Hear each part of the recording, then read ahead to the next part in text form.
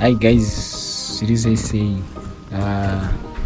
So along Chivero, along the road for Lake Chivero, just discovered paneka place kanyamu kikuti wewe nefamily yako, whether iri weekend, whether ka birthday, kamda kuita ka function, even muchato chacho, just discovered paneka place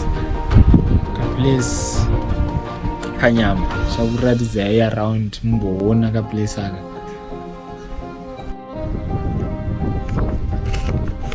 So this is the place guys, vanoita tuma events, vanoita muchato, vanoita mabirthday, this is the place amana.